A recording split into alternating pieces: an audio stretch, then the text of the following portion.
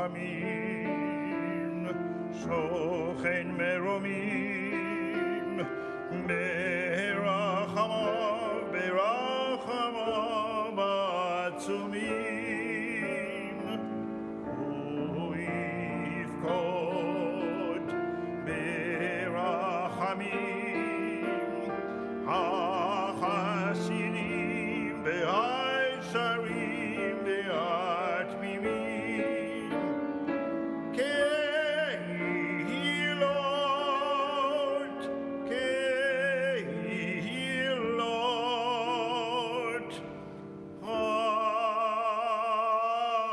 אב הרחמים.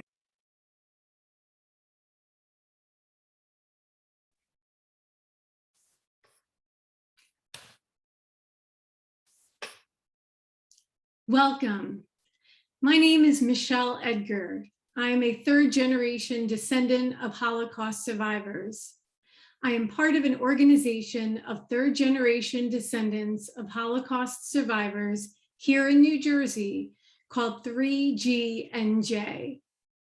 I also want to introduce the other 3G organizations participating in tonight's event. We have 3GNY, 3G DC, 3G Philly, 3G Miami, and Boston 3G. Our 3G organizations are educational nonprofits founded by grandchildren of Holocaust survivors. As a living link, we preserve the legacies and the lessons of the Holocaust. Our mission is to educate diverse communities about the perils of intolerance and to provide a supportive forum for the descendants of survivors. Our generation is the last living link to survivors. It is primarily through us that future generations will hear the actual stories of our grandparents' survival. We must ensure that others see the human faces of the Holocaust, as well as understand its details, its place in history, and how it is viewed and discussed today. Tonight, we are presenting a panel discussion of 3Gs sharing their experiences as they embark on a journey to visit the country their grandparents had once lived before the Holocaust. The moderator of tonight's discussion is Dana Arshan. Dana is a two-time Emmy award-winning reporter who joined the Fox News team in August 2016. She previously worked as a general assignment reporter for News 12, the Bronx and Brooklyn, where she shot, wrote, and edited all of her stories. During her tenure at News 12, Dana won a New York Emmy Award for her reporting on the city's cleanup efforts in Brooklyn during the 2014 snowstorms. She also won first place 2 years in a row at the New York Press Club Awards for her reporting in Brooklyn. In 2018, Dana traveled to Poland to learn more about her ancestors murdered in the Holocaust. She shot, wrote, and produced 3 short films on her journey. Dana won her second New York Emmy Award for one of these films, entitled The Forgotten Camps. During her free time, you can find Dana flying on a trapeze, playing on sports leagues, eating at new restaurants, and planning her next travel adventure. She is also the proud granddaughter of an Auschwitz concentration camp survivor and goes into classrooms to share her grandfather's story. She lives on Long Island with her husband and daughter. Welcome, Dana. Michelle, thank you so much. And it's been so nice getting to know you and to talk to you. Thank you to all the organizations involved for inviting me to be your moderator this evening. It is truly an honor. Courtney Tish from 3GDC, Michelle Edgar, who you just heard from 3GNJ, and Dave Reckes from 3GNY worked particularly hard to coordinate this special virtual event. Also, a big thanks to all of you at home for joining us tonight. Your participation and interest in these events are a big part of the reason why we keep up this mission of sharing our family stories. My grandfather, who I call my Poppy, is a 99-year-old Auschwitz concentration camp survivor. He turns 100 this coming March. He's the rock of our family in every sense of the word. At a young age, the first number I ever memorized was his Auschwitz prisoner number 143499, which is still visible in faded dark blue ink on his arm. In 2018, I traveled to Poland with a group of young professionals on the International March of the Living. It's a week-long journey through Poland, visiting concentration camps, ghettos, and mass graves. As part of the trip, every year on Yom HaShoah, which many of you know is Holocaust Remembrance Day, about 10,000 people from across the globe come together to march from Auschwitz I to Auschwitz II, which is the death camp known as Birkenau. It was the most unforgettable experience.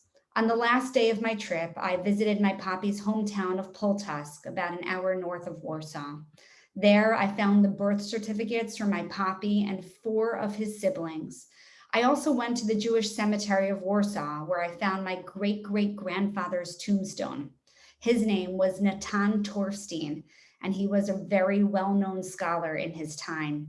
He was the chief rabbi of Stanislav, which is a historic city that used to be in Poland and is now part of the Ukraine. Natan Torstein died in 1921, the year before my poppy was born.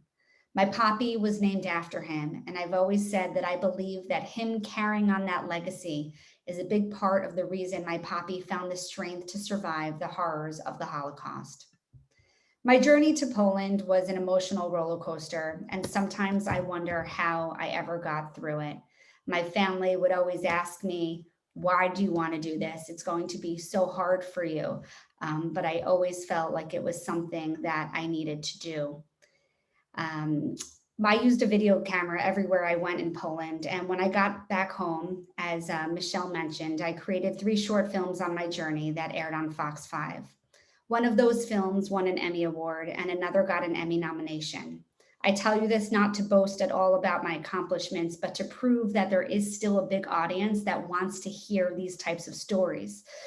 Going back to Poland was a full circle moment for me. And most importantly, it was a way for me to truly feel connected to my ancestors in a way I'd never otherwise be able to. Tonight, you'll hear from 4 other grandkids of survivors who returned to their grandparents' home countries, each with a different tale to tell. Coincidentally, all of tonight's speakers have also traveled to Poland, which is a special bond we now all share. Let's start with our first speaker, Jeff Robbins from 3GDC. Thank you, Dana, and thank you everyone for putting this together this evening. I'm really so excited to be here and tell the story of my journeys back to Poland. So my grandfather, Leo Zeisman, was born and raised in and around Radom, Poland. And in 2010, I had the first opportunity to go back as part of another volunteer organization that I was involved in. And I said to myself, I can't be this close going to Warsaw, an hour and a half away from the town of Radom, and not have the chance to go visit my grandfather's hometown. But it was complicated, as I think many of these trips are. My wife was 6 months pregnant. It was the winter, and my mother didn't want me to go. But nonetheless, I persevered, convinced my wife this could be a once-in-a-lifetime opportunity, and I took the journey. And so I'm going to share some pictures and walk you through that journey in the short time I have today.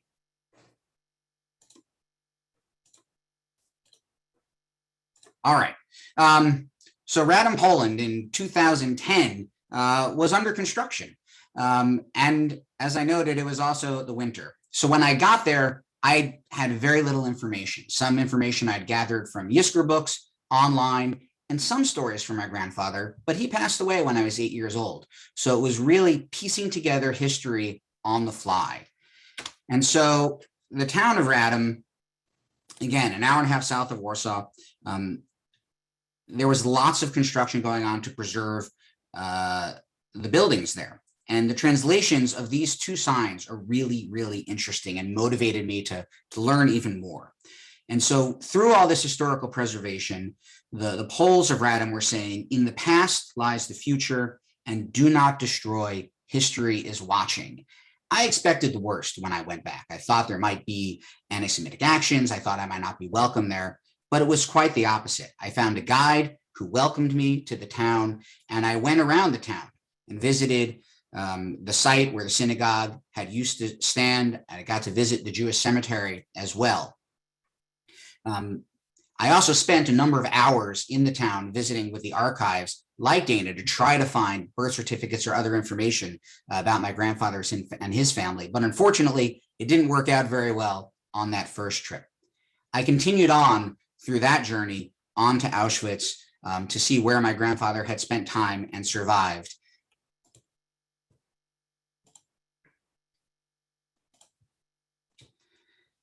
So then we fast forward 8 years from a wife who was pregnant with our first child to having 2 children and finally having some time to get away without them. And my mother at the time desperately wanting to go with me and make this trip. And so we had gone full circle and made the journey together. And so we went back in the summer of 2018 and we visited again with a guide who knew Jewish life in Radom.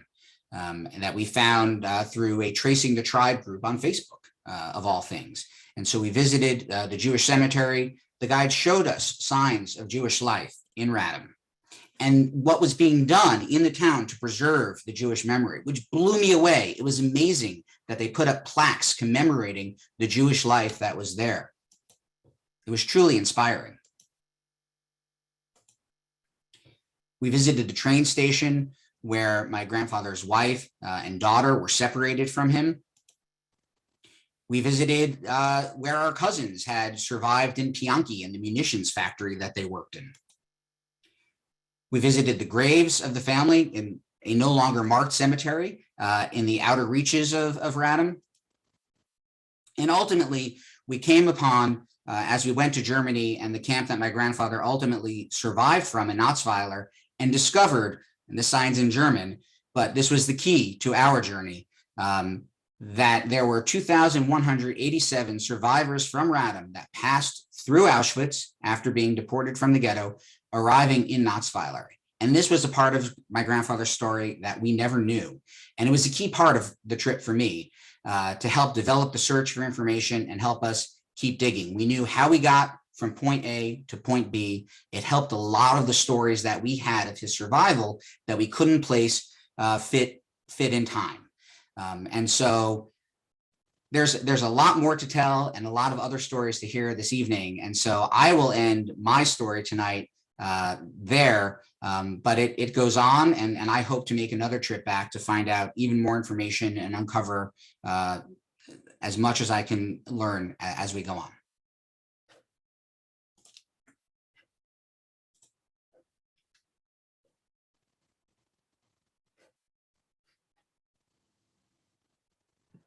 Thank you so much. That was an amazing story. And as we answer questions later, I look forward, and I know everyone does, to hearing more from you.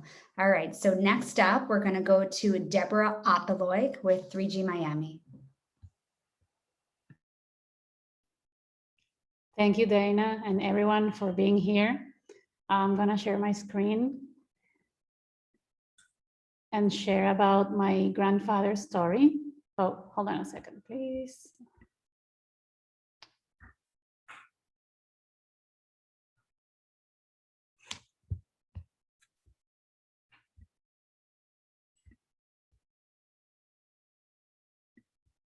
Okay, can you see the screen now?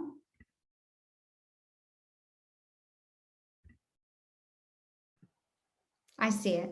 Okay, thank you. So I am Deborah Apelloyk, the proud granddaughter of Andres Apelloyk, whose story is about resilience, optimism, and having the best attitude to survive the worst of circumstances. I had the fortune to meet my abuelito, or my grandpa, and share 25 years with him. Ever since I was little, I knew he had an amazing story of survival, always saw him as a hero, and even though he rarely spoke about his experience in the war, fortunately, he wrote his memoirs. You can see the covers of his book here, and here I have the book always handy as part of of my heritage as a treasure for me. So in May 2008, I attended the March of the Living with the Venezuelan delegation. It was, as anyone who has done the March of the Living, a very intense experience. And me and my parents took one day off of the program, also knowing that it is an intense program with visits to different camps and sites every day, but we knew it would be very important to get to know the hometown of my grandfather. He never wanted to go back, but we had the duty to get to meet it in person. So we took one day off and hired a driver to take us to Radzin Podlaski, which is 2 hours away from Warsaw. When you get to Radzin, the first thing you see is this, a palace. Here's my dad, and you can see in his face, his expression of amazement of seeing in person the government palace, which my grandpa would always describe as a replica of the Versailles Palace. And with a lot of skepticism, my dad and everyone in the family were like, we know that he might be exaggerating. He was a small kid. Maybe he saw it as a palace, but maybe it was like a nice building and that's it. But when we saw it in person, we really understood those strambolic descriptions that he would always give about the palace in his beloved Radzin Podlaski. My grandpa describes his childhood as a very happy one. On winters, he would go to these hills you see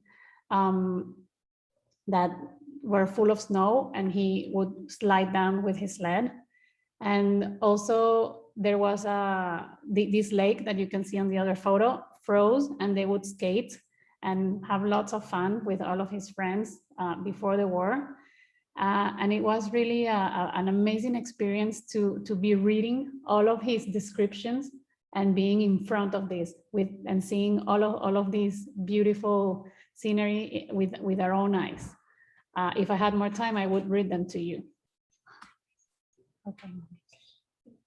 Here you can see the detail and elegance of the finishes of the government palace in Radzin Podlaski. And here is an explanation of the story of the palace, the history, which I will not delve into because we don't have time today, but it is described as also one of it is amongst the 10 architectural wonders of its kind in Europe, including the Versailles Palace and other palaces in Germany, Russia, and other places in Europe. Here is how it looked like in the 1920s. This is a picture that someone shared with my sister 10 years after my visit, which I will tell you about in a little while. And while we were admiring the palace and contrasting it with my grandfather's descriptions, this magical moment happened. An old man approached us and asked if we were Jewish. We said yes, and we asked if he could show us around and tell us about the Jewish community and the Jewish life in Radzin before the war. It was a real challenge to communicate with this man because we don't speak Polish and he didn't speak English, but the driver who took us, he spoke and he served as a good interpreter. So he started touring us around. First, he took us to the gymnasium, which is the private school that served the town and where my grandpa used to study. He was one of the 2 Jews per class that filled the quota for this private non-Jewish school. Then from the descriptions of my grandfather's book, we got to this complex of houses right in front of the central plaza. And we realized that his house must be the one at the far left, the one that's now painted in like mint green. And the house with the 2 balconies, because in his description, he said that his father owned a shop, like a general store shop with spices and coffee and other goods that were imported, and they lived in the 2nd floor. So we didn't have the bravery to go inside and see and ask, but 10 years after, my sister Daniela And Gabriela went in also to the March of the Living and visited Radzin. And she did go inside and saw that in the lower floor, there was a business, a beauty salon. And then she asked to go up and say, my grandfather used to live here. And they went up to the attic, which was under construction. And then there they showed her this picture of the palace. And there was a picture of a couple getting married. We don't recognize these people from the pictures we have from my grandfather. So we think it is the people who took the house when all of my grandfather's family got deported to the ghettos and then to my Treblinka. This is where the synagogue used to be. It's just an empty lot right now. We walked around, we went to some shops. Actually, I decided to buy this pair of earrings, which is a little triangle, and together they make a Magen David. And I just felt like I wanted to take something home from what could have been my home had the war not happened. It's a mixed feeling, what you feel about a town, which is where your grandfather used to live, but then it's not even a Jewish town anymore. And we were, we spent some hours in there and we were ready to go. And I felt like something was missing.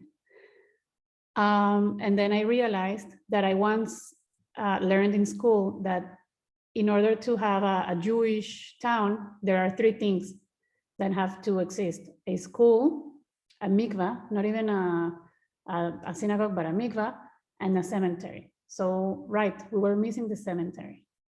So this kind man took us to the Jewish cemetery, and there we saw a couple tombstones that were scattered around. He told us that all the tombstones were taken to build landing tracks, as we all know.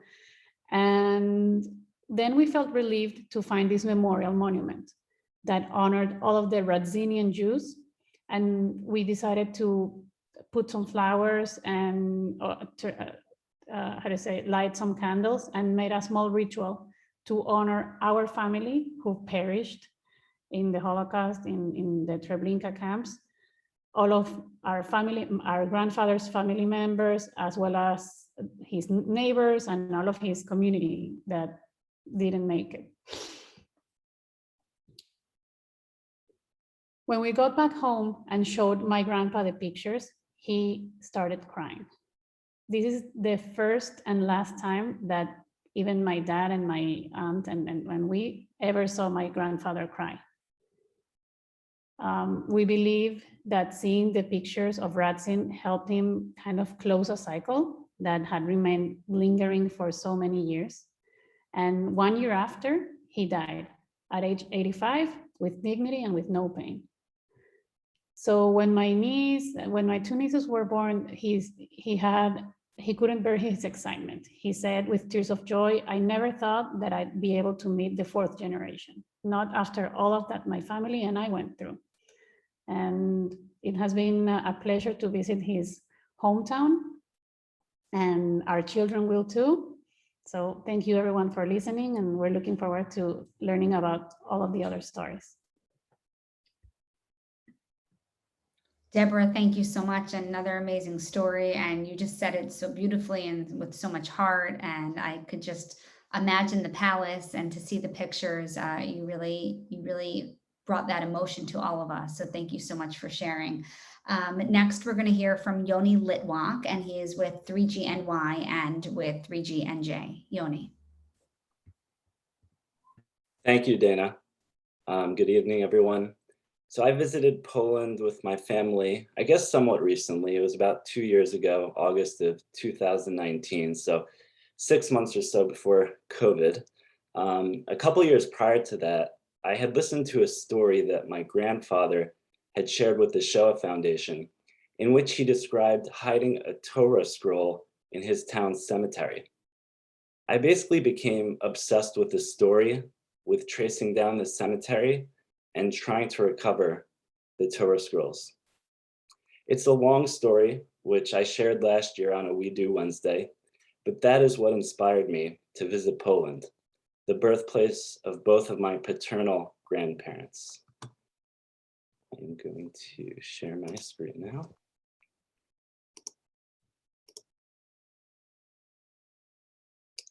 So sadly, my grandparents are no longer with us, but at the time of the trip, my grandmother was still alive. And despite her old age and memory loss, prior to our trip, she was able to provide us not just with her home address in Lodz, but with the description of the building. She said it was an apartment building on the corner of the street, 4 or 5 stories tall, with a large yard outside, and that their apartment had been on the ground floor. When we arrived at the address, Zamenhof 19, it's a picture of me and my father, there stood Nana's home from when she was a little girl, an apartment building on the corner of the street with a large yard outside, 4 or 5 stories tall, exactly how she had described it. When I stood outside Nana's home, I was struck by the sheer reality and present day existence of the Holocaust, and that it's not just a story in history. This building was just one small symbol of what my family had stolen from them. The Holocaust was 80 years ago. That's really not that long. Most of the 3Gs on tonight's call were in our 30s or 40s, so it's about twice our lifespan. If you think about how quickly time passes, as I stood there in front of Nana's home, I felt like the Holocaust was incredibly recent. A few days later, we traveled to Papa's hometown in southern Poland, a town called Gigice, and we went to visit the cemetery. When I stood in Papa's cemetery, I read the names written on the tombstones. This had been a vibrant and active Jewish community, very much assimilated with the people of the town. They had jobs and they had families, and nobody had visited these people in so long. This community had been forgotten. I felt that we were restoring the memories of this entire Jewish community by being there. As I said during my We Do Wednesday, this cemetery felt warm and peaceful as I entered it. I felt as if the cemetery and the trees surrounding it were giving me a big hug and welcoming me back. There was a sense of belonging there.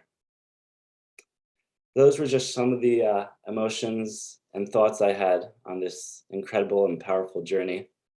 Thank you so much, and I'll pass it back to you, Dan.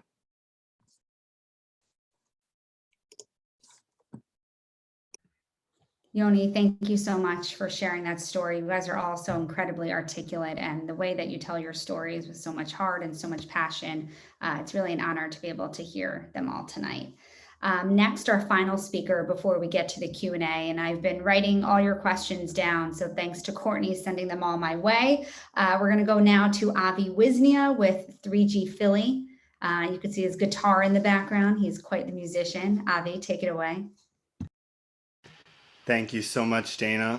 And thank you everyone for coming tonight, for sharing these stories and for sharing in our stories. As I like to say when I would do programs with my grandfather, who's no longer alive, that once you hear these stories become a part of you, and then they are a part of your life so that you can tell others what had happened. My grandfather, David S. Wisnia, was a cantor, and music was a big part of his life, and in fact, a big part of his story. So as you came into the event tonight, you may have heard his voice over the credits, and that was him singing a song that I had composed, that he recorded. So I don't have photos that I'll be sharing as I speak, but I have been documenting my journey, my travels with my grandfather at a website called mypolishwisnia.com, where I invite you to see some of those photos. But tonight I'm just going to tell the story of my grandfather and of our journeys together. I was very fortunate to be able to travel to Poland with my grandfather 3 separate occasions. Once in 2003, and once in 2015, and most recently in 2020. And the first time I went with my grandfather, I went because I wanted to know more about his story and what he went through. I had always grown up knowing that my grandfather was a Holocaust survivor, but there were certain things that he would not talk about, little bits and pieces that were too painful for him to discuss. And I actually found out that there was a long time in his life where he didn't talk about the Holocaust at all, and not to anyone in our family, not his wife, not his kids, not his grandkids. And so the more that people asked, the more that people wanted to know, he opened up more and more. And so going to Poland with him was a way for him to talk about his experience and for me to know his experience. So the first time we went, I was 21 years old and kind of getting more of the story from him. And on each of our journeys, it was broken up into 3 chapters that followed his life living in Poland. And the first chapter was growing up outside of Warsaw in a small town called Sochaczew. The second chapter was moving to the capital city with his family, which was then turned into the ghetto in Warsaw. And the third chapter was Auschwitz, where he was taken and lived for nearly 2.5 years. So the first time we went back, we went on these 3 chapters, mirroring his footsteps through Poland. And the second time we went back in 2015 was at the invitation of the Polish government for the 70th anniversary of the liberation of Auschwitz. So there was a big ceremony with heads of state and about 300 survivors, and my grandfather was invited to sing. Most recently in 2020, right before the pandemic, was the 3rd time we went. And again, my grandfather was invited to sing, and my grandfather and I performed together. So I'll explain a little bit about what happened on this last journey, this most recent time that we went. We went with, it was me and my sister and my parents.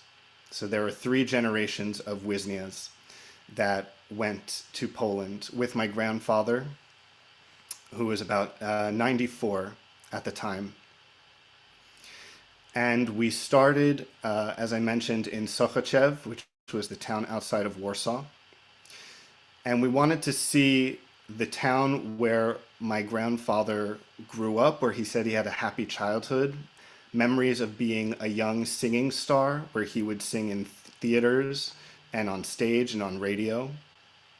And of course, when we went back to this small town of Sochaczew, there was nothing there. It was as if his childhood had been erased. The address that he remembered from the street was not even the same address, so it was impossible to find out where his original house was. All that we could really find in the town of Sochaczew was a small Jewish cemetery that had been repeatedly desecrated over and over again throughout the years in various ways. We then traveled to Warsaw, where my grandfather had moved after being a child to pursue his singing career and with dreams of becoming an opera star. But of course, when the war came on, those dreams were dashed and cut short. When the ghetto was erected in Warsaw and my grandfather's family was squeezed into that ghetto, my grandfather came home to his house one day to find his family had been massacred and he was the only one left. And so when we went back to Poland with him, we went to the site of the Warsaw Ghetto, which is now a beautiful multi-million-dollar Jewish museum called the Poland Museum. And it's a museum erected in honor of the Jewish history of Poland and Jews who had lived in Poland. And since I'd become a professional musician myself, my grandfather and I actually performed a concert now at this beautiful museum, nearly 70 years later. And it was wonderful to witness my grandfather in this place where his family was killed, where his home and his childhood was taken from him, where his dreams of stardom and success and music were taken from him, and to see him as the singing star of Poland that he might have been. And he was able to become that here many years later. And so it was incredible to be a part of that journey with him and to help him realize that, and to also keep his music alive and keep his stories alive in that way. In the final chapter, the whole family went down to Auschwitz for the 75th anniversary in 2020. This big ceremony commemorating the liberation of the camp where my grandfather spent 2.5 years of his life. And this is also where he used his voice to save himself by singing for the Nazi guards to entertain them and keep himself alive. And as we were down there, once again, my grandfather used his voice, this time no longer as a prisoner, but as a survivor, standing in front of the death gate of Auschwitz-Birkenau itself, in front of a televised audience of millions around the world, to sing in full voice. And to be there in Auschwitz with my grandfather was quite a remarkable thing, because I think a lot of us get used to seeing pictures, images of the Holocaust in black and white. And yet you walk around Auschwitz and these places where the ghosts of the past are, and it's in full color. Sometimes there are beautiful sunsets. There are flowers growing in the road. And it just reminds you that this place is very real, and it is actually just a place. It's a place like any other place, and that what happened here could happen anywhere. And I think that's one of the most powerful things of being in Poland with my grandfather, with my family, hearing these stories, is that you get to experience these stories and really internalize that they happened. I think I felt closer to the family that I will never know, his family that was killed. To feel a connection to this land where my family is from, even though I was not born there. But to know that these things were real and they happened and they were closer than we think of a black and white documentary. And it was a profound and wonderful experience. And even though my grandfather passed away just a few months ago, I'm so grateful that I got to take the journey with him and to see him allow himself to open up just a little more by being in that space. I know not every survivor can go back to where these things happen, but he was willing and he was able, and it actually helped him to talk about it and to keep his story alive. And I know that was important to him, once he was able to talk about it, to keep his story alive.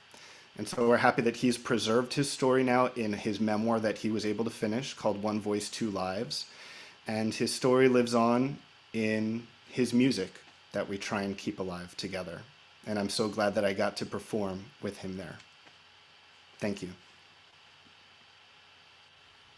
Avi, thank you so much. That was beautiful, and I'm so sorry for your loss. But I'm so glad that you guys had that opportunity to perform together. I can't imagine what that must have been like. If you don't mind muting yourself for 1 second, just so perfect. Okay, so we're going to the Q&A. I have to be honest, I am completely blown away. I don't know where to begin with the questions, because what an audience we have tonight. Each question is better than the next. So I'm going to ask the panelists. I know it's really hard because I can talk forever on this, to not give really, really long answers, because I want to hit as many questions as possible. So if we can try to keep our answers to like a minute each, I think that'd be great. Obviously, no stress if you want to keep talking for longer, but I want every panelist to be able to speak. So again, I don't know where to begin. These questions are incredible. You know what, I'm going to start with what a few people have been asking. There are a lot of grandkids of survivors and 2Gs listening right now. And a lot of people want to know, how do you find a guide in a tiny Polish town who knows the Jewish history there? And that also leads into other questions people have just about going back and how to retrace. I'll answer really quickly my personal experience. When I went on March of the Living, the woman leading my particular delegation, I told her I wanted to go to my poppy's hometown. She goes every single year, and her name's Monique Newman. She connected me to her personal guide. And that guide truly just spends her time connecting with Jewish people visiting from all over the world and bringing them to different towns. So there are a lot of people on the ground there because of how many visitors go to Poland and to these other countries all the time. So I would actually reach out to your local March of the Living chapter, reach out to 3GNY, but the key is just getting a guide and just word of mouth. I think you'll be able to find someone. And again, I found an incredible guide who got me all this information, did all this research just by talking to someone who goes every year. So I'm curious to hear, one of you raise your hand and I'll get to you first, who would be good to answer this. Perfect, let's start with Jeff. All right, thanks. And I'll keep it brief. Google. So I Googled for stories of people going back and visiting my grandfather's hometown. I found one of them and I emailed the people who had told that story. At around the same time, I also had joined the Tracing the Tribe group on Facebook, a Jewish genealogy group, and kind of cross-referenced the same people from my grandfather's hometown who were involved in keeping Jewish memory alive in the town of Radom. And then if those opportunities aren't available, and in some places they may not be, this is really one of the most important things I want to leave folks with tonight, is reading contemporaneous stories of other survivors from that same region or that same town. Anytime I find a book or a story or an internet posting or a testimony at the Holocaust Museum of someone from that town, I read it or I listen to it. And I try to find the things that line up with my grandfather's story, and it's incredible the commonalities, and it just shows that okay, no one thinks he was lying, but there was a lot we didn't know, and it's that confirmation as we read all of those other stories. And so even without a guide, there are ways to put the pieces together and make those connections.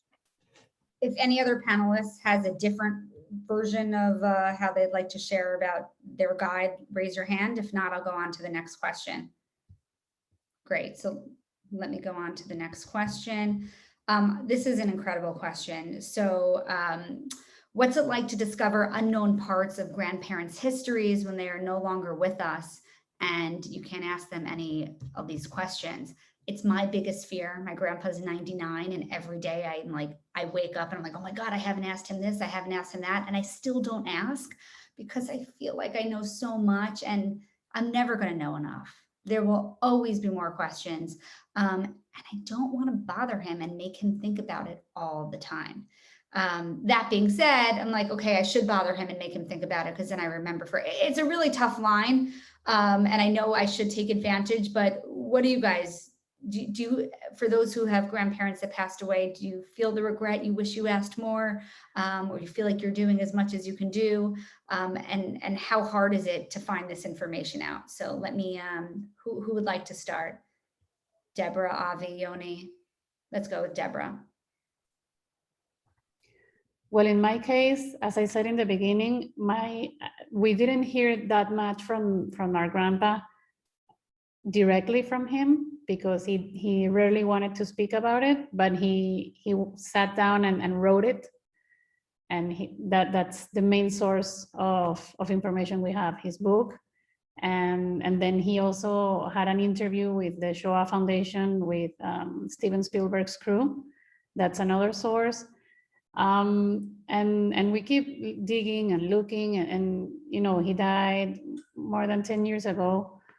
And it's a shame. I always feel some sort of regret that I didn't ask him more while he was leaving, but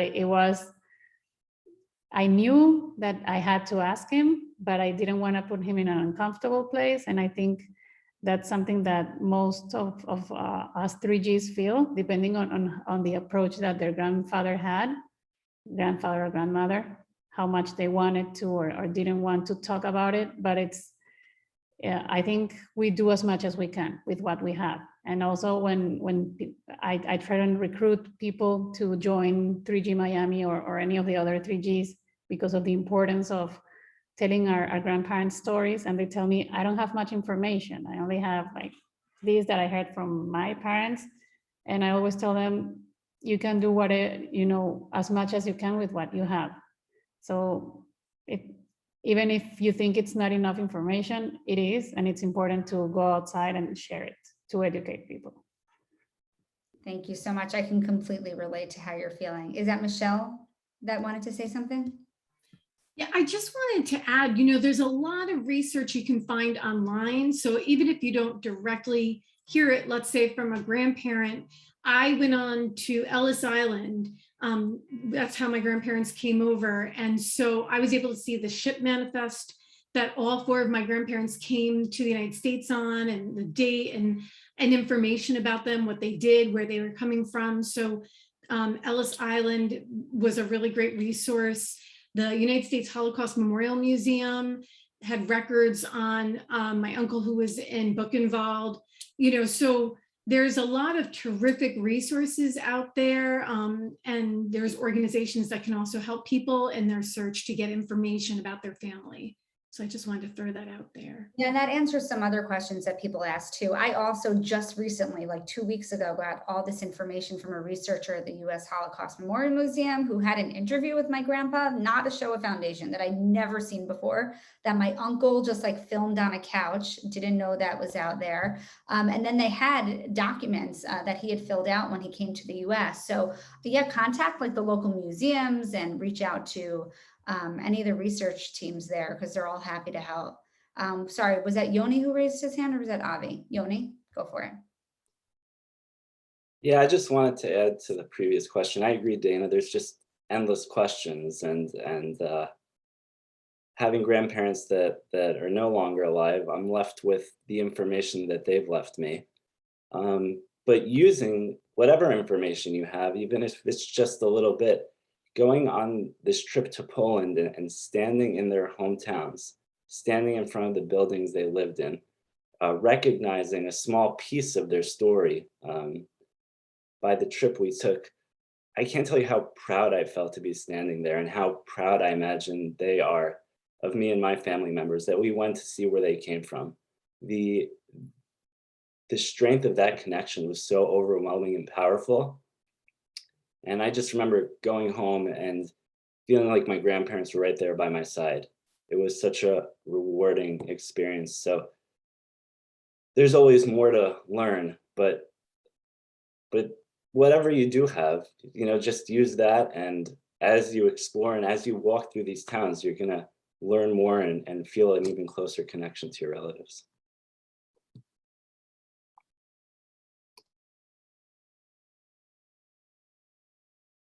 Sorry, lost my Zoom for a moment, but now it's back. I want to get to another question, and I want to go to Avi. So this question, if anyone, of course, wants to chime in after, did you experience any anti-Semitism when you traveled back to your grandparents' country? Anti-Semitism, like specifically, personally, no. It was certainly there.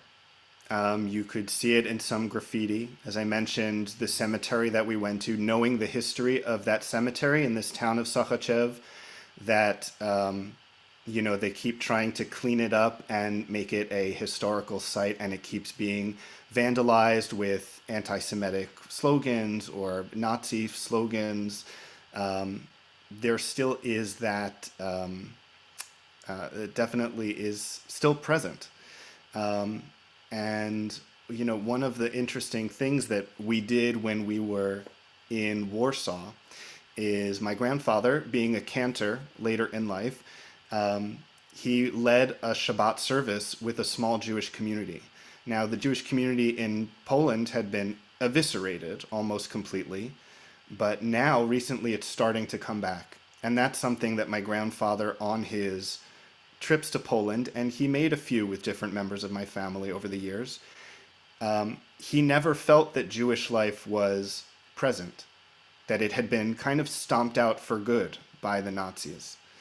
And yet here we were in 2015 and again in 2020 with this small Jewish community in Warsaw who were finding their way back to Judaism. Some of them were non-Jews who converted to Judaism or found some history in their family that made them want to come back.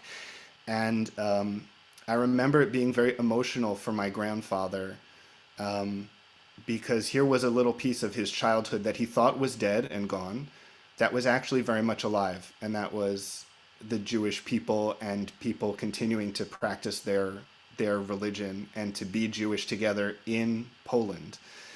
And And that was very heartening to see. So there is a lot of that tension still that happens because there is a lot of anti-Semitism still in Poland. And yet there's also resurgence and rebirth and renewal. And that's what makes these journeys so complicated, is there's both of those things happening at the same time. And you experience that while you're there, that tension.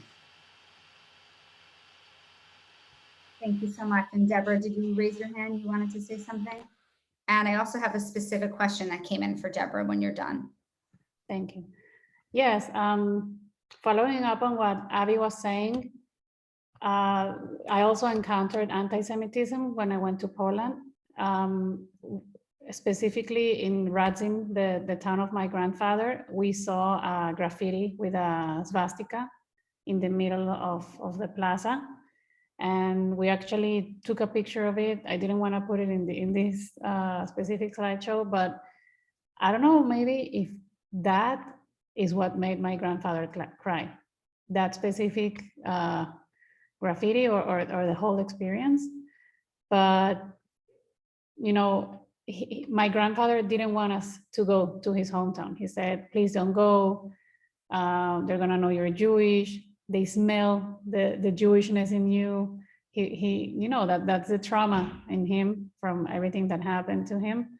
But still, we did go. And when this very kind man approached us and asked, are you guys Jewish? We knew he didn't mean any harm. We said yes, and he was actually trying to help us, and he did help. So it's both things happening at the same time. Great. Jeff, actually, and then we'll come back to Deborah, who had a specific question for you. Jeff, let's hear what you have to say. Sure, thanks. And on my trip, on both trips, I saw graffiti. The first time was a swastika that was carved near the Jewish cemetery.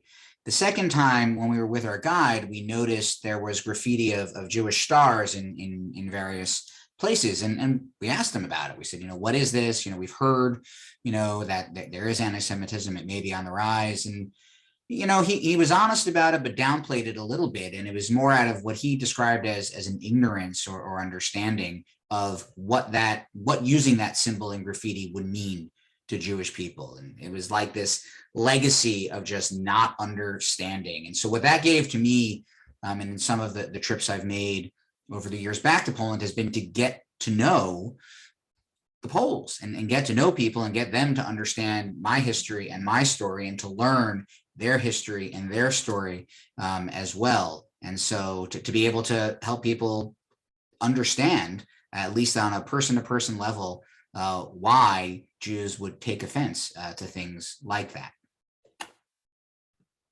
Thanks so much, Jeff. I have a specific question for Deborah, and then I have two specific questions that came in for Yoni. So for Deborah, has your grandfather's memoir been published in English? If yes, may I have the title? It hasn't been published in English yet. We are still working on it. The title in Spanish is La guerra que me tocó vivir, which means the war through which I lived. And as soon as we have it in English, we will definitely share it along all of the 3G communities in PDF format, in print. We just want more people to read it. It's an incredible memoir. That's great. I was telling Deborah earlier that I was a Spanish major in college, so maybe this will be the right time for me to brush up and read it. Okay.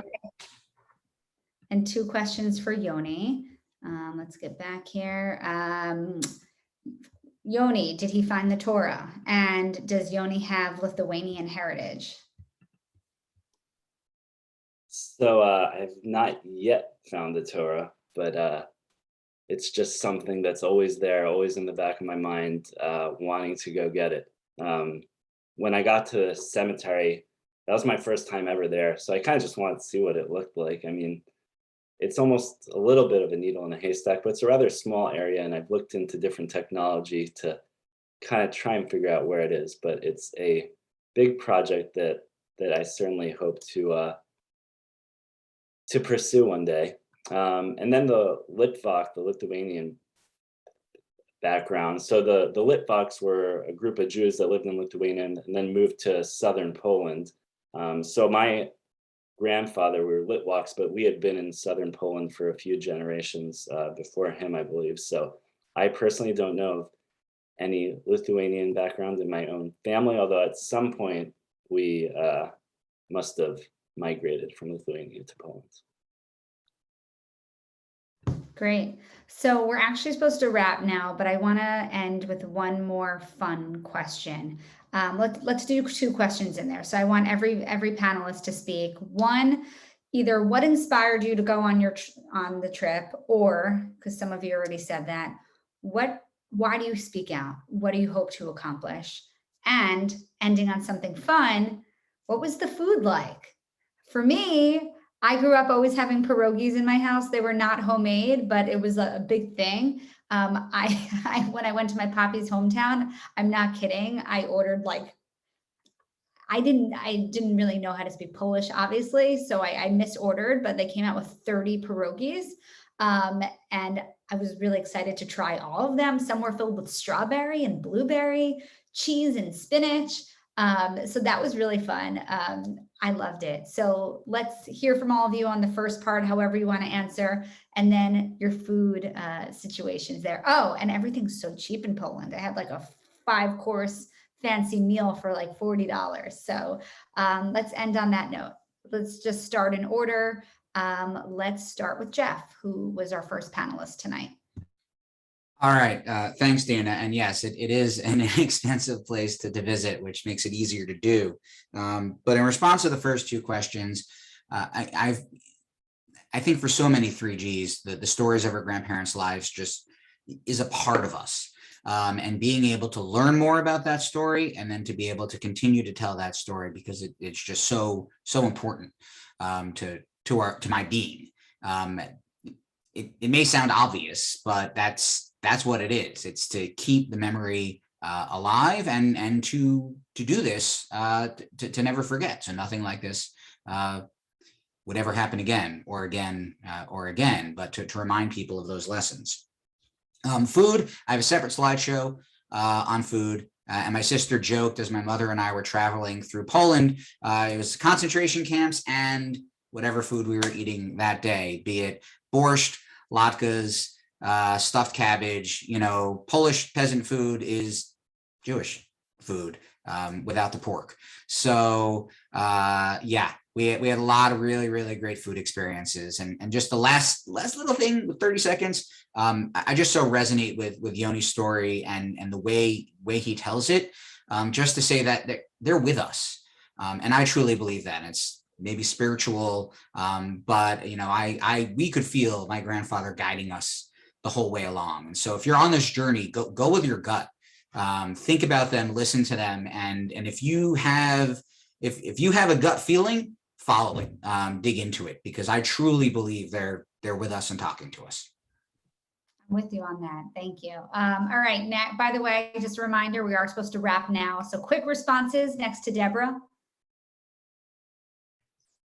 Thank you. Regarding food, we saw in one of the shops that we walked around these chicken legs, which were funny to see, like a very Polish kind of view, and made fun of my grandma and when she used to buy the chicken legs.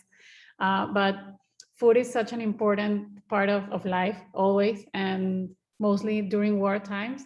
And that is a pattern we see in my grandfather's book.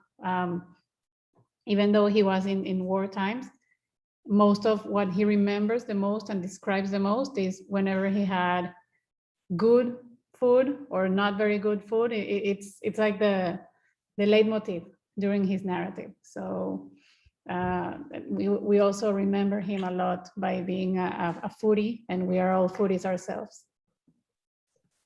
And that's a beautiful thing. Even long after they're gone, we'll always pass down those food traditions from generation to generation. That's something we'll never forget. Let's go to Yoni.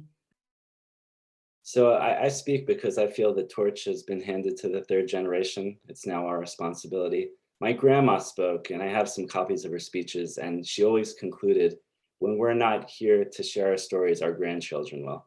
So that stays with me. As for food, the pierogies were amazing. And someone told me this before the trip, and this is for anyone who's planning a trip. The days are very painful and challenging. So at night, you have to have fun. You have to have a good dinner, you have to have a drink, and you have to have ice cream. Those are the 3 rules. So that is my advice to everyone. Love it. All right. And Avi to end the night before we go back to Courtney. Absolutely. I will talk about the food first, and then I will end on a heavy but hopeful note. I think one of the best ways to learn a place wherever you travel is through the food, for sure. And my last name is Wisnia. And when you go to Poland, Wisnia, as it's pronounced in Polish, is actually a flavor. So there is, it's like a black cherry. So there's Wisnia flavored cakes and Wisnia flavored candy and Wisnia flavored vodka. So a lot of that. So I had a lot of Wisnia. What does it taste like? What's the flavor? It's a black cherry. So it's a little bit sweet, but it's a little bit tart. It's really good, and it's, everywhere. And you know, one of the most profound things about being in Poland, and especially with my grandfather, was a moment when he turned to me totally unexpectedly. And my grandfather is not one to get emotional or to talk about his feelings. But he looked at me and he said, "You are the proof that Hitler did not win." And it struck me as just how existential it is that all of us are alive. I mean, that really being in Poland itself is a testament to survival. And that his story, especially now that he's no longer around, his story is my story, because it's the story of where my family comes from. It's a story that he's told me. And I'll repeat what I said at the beginning, that just by being in this program tonight and by listening to these stories, whether you have somebody in your family who survived the Holocaust or not, you are helping keep these stories alive, because now as you hear them, they are part of you. And traveling to Poland, that journey will always be a part of me and will be a part of keeping my grandfather's memory alive, and for keeping these stories alive, which is not just a personal history, but an important part of human history that is important to be remembered. Beautifully said. Thank you so much, Avi. Thank you all. I'm sorry I couldn't get to every question. I didn't even know where to begin. But as you saw in the chat, reach out to, look there, you can see now, there's a way to contact each of your chapters, 3GNY, New Jersey, Philly, Miami, Boston. Reach out if you have any specific questions for any of us or for the panelists, and they'll make sure to connect you to the right person. Thank you so much. And we're going to end with Courtney Tish with 3GDC, who has some closing words. And she was absolutely instrumental in making this happen tonight so flawlessly too. Courtney. Thank you so much, Dana. And a final thanks to all of our incredible panelists. I have to give a special thanks to Michelle Edgar first. We decided we wanted to meet each other on Zoom a few months ago. And as we were talking, literally came up with the idea for this program, and we decided to move forward with it. And she's been an amazing collaborator. And then Dave Reckes from 3GNY, Michelle's from New Jersey. Dave jumped right in aboard the team, and he has been such a fantastic collaborator. All of us together somehow have become this incredible team. And as a 3G who has 2 Holocaust survivor grandparents who are no longer with us, and both from Poland, that is something I very much want to do, is to go to Poland. And obviously this pandemic came around, and you know, it couldn't happen in the last bit of time, but it is very much something I want to do. And so hearing from all of you just solidifies it even more for me. And I hope for many of you, I've seen a lot of you who said, you want to go, will there be a 3G trip? That's my dream. So let's make that happen. You know, one day we can dream, we can hope for this chance to go together. One day, post pandemic, to find our roots, because that's something I very much want to do. I have another final thanks to Justine Hirschfeld from 3GDC Communications, who did a wonderful job with our graphics. So I just wanted to give her a quick shout out. She put a lot of work into that. As Dana mentioned, you can contact us. All the links to these chapters are in the chat, and we're going to send that out in a follow-up email as well. So please connect with us. Wherever you're located, connect with one of us that's closest to you, or if whatever's closest to you wasn't here tonight, we'll connect you with that chapter. We want you involved. We want you to follow us. You know, we want to help you however we can. This has just been a really inspiring evening for me as well. And I'm inspired by everyone in the audience as well. And I wish you a good evening, and we're so glad you joined us. Have a wonderful night. Thank you, everyone.